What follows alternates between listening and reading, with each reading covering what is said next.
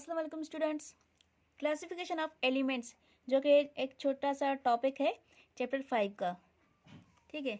Metals and non metals are two groups of elements on earth. Earth पर सिर्फ दो ही groups हैं elements के, जो हैं मेटल्स और non metals. Solids at room temperature. Metals जो होते हैं वो रूम टेम्परेचर पर सॉलिड्स ही रहते हैं, वो पिघलते नहीं, मेल्ट नहीं होते। अब ये रूम टेम्परेचर क्या होता है? 25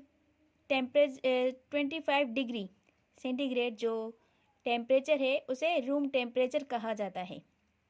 ठीक है, जो वो नॉर्मल होता है। और जो मेटल्स हैं वो पिघलते नहीं, 25 तक जो सेंटीग्रेड जो टेम्परेचर होता है उस टेम्परेचर में वो नहीं पिघलते। Often gases. ठीक है, इसके कंपैरिजन में ये नॉन मेटल्स जो हैं वो खास कर वो गैसेस में पाए जाते हैं। अब दूसरी point, high melting and boiling point. Metals जो हैं उन्हें पिघलने के लिए बहुत ज़्यादा सेंटीग्रेड टेम्परेचर की ज़रूरत होती है। चाहे वो बॉइलिंग करनी हो या मेल्ट करने हो तो उसे हम टेम्परेचर बहुत ही ज़्यादा देंगे तभी वो मेल्ट होंगे या बॉयल होंगे। Low melting and boiling point, इसके कंपैरिजन में इसको लो मेल्टिंग और बॉइलिंग पॉइंट चाहिए होता है। ठीक है, थोड़ा सा भी टेम्परेचर आप इनको दे देंगे वो बॉयल हो जाएंगे या मेल्ट हो जाएंगे। Good conductor of heat and electricity. Metals जो हैं वो इलेक्ट्रिसिटी को या हीट को अच्छे तरीके से कंडक्ट कर सकते हैं, मतलब अपने आप में से वो पास आउट करवा सकते हैं। वैसे ही poor conductor of heat and electricity. Non metals में जो इलेक्ट्रिसिटी है वो पास आसानी से नहीं हो सकती या चाहे हीट हो। Often shiny, ductile and malleable, can be drawn into wire and sheet and possess great tensile strength। मतलब कि ये शाइनी होते हैं, मेलिएबल, उनको हम आसानी से, वो बहुत ज़्यादा मुलायम होते हैं, उन्हें हम आसानी से निचोड़ कर सकते हैं। ठीक है, और वो उनमें से हम वायर्स वगैरह भी बना सकते हैं, शीट्स बना सकते हैं। और इसके कंपैरिजन में नॉर्मली डल, वो शाइनी नहीं होते। ठीक है, soft and can not drawn out into wires.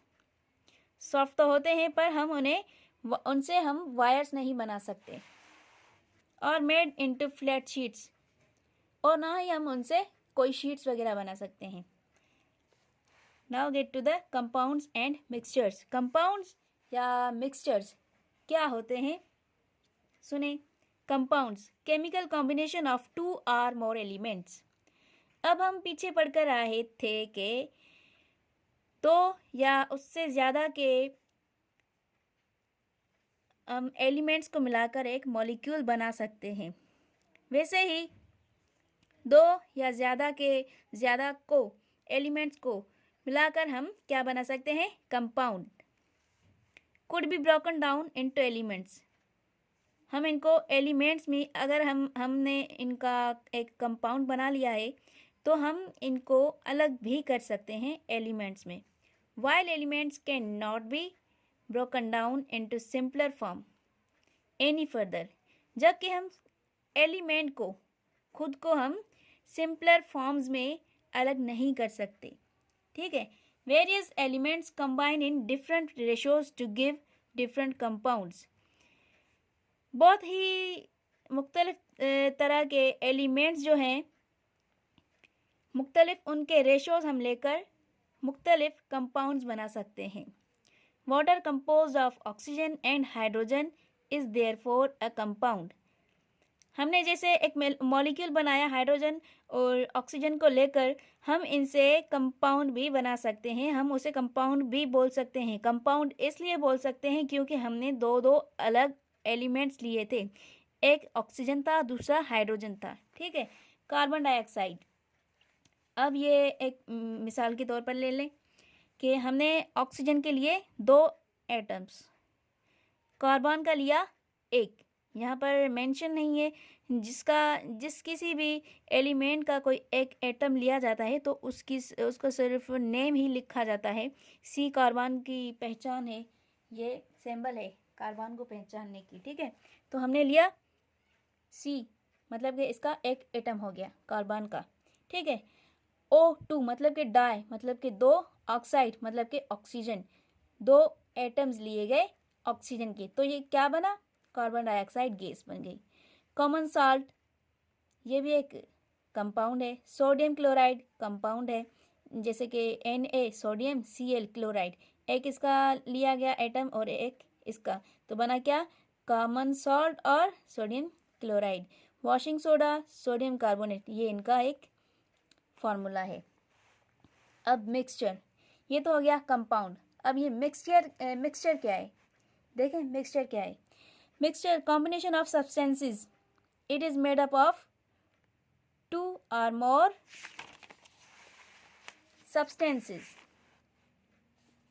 which are not chemically combined, which are not chemically combined।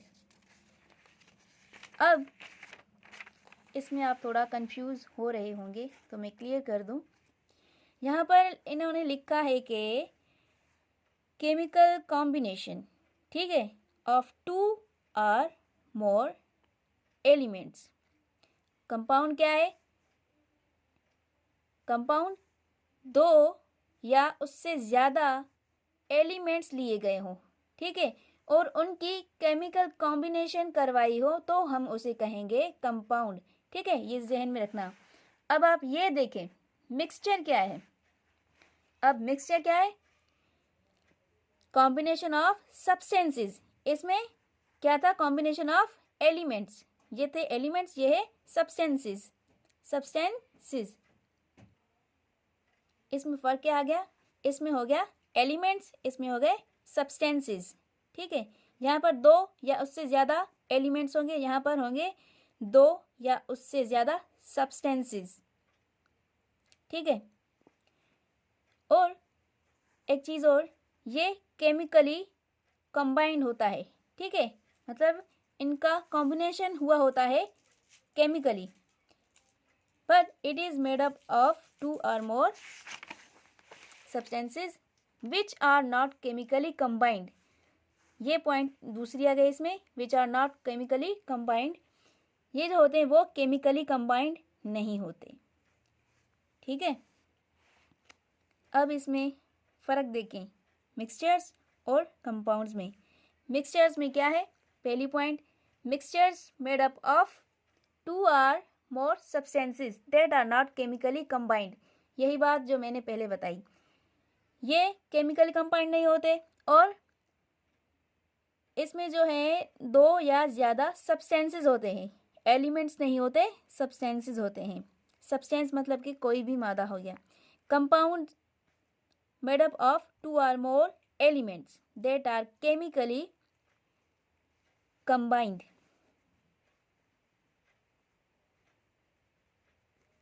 ठीक है, ये केमिकली कंबाइंड होता है, ये केमिकली कंबाइंड नहीं होता। इसे हाथ से भी हम मिला सकते हैं कोई भी सब्सटेंस लेकर। Possess properties of its components, mixture में जो सब्सटेंसेस हमने मिलाए होते हैं उनकी प्रॉपर्टीज़ हमें मिल जाती हैं। Have properties that are different from its components, और इसमें कंपोनेंट्स के हट के जो प्रॉपर्टीज़ मिलती हैं हमें। Mixtures can be separated into components by physical methods, हम मिक्सचर को हम अलग भी कर सकते हैं, इसके कंपोनेंट्स हम अलग बना सकते हैं। किस चीज़ से, अगर हमें कोई भी, अब अगर हम उनके साथ कोई भी फिजिकल मेथड अपनाएंगे सेपरेशन का, तो हम उसे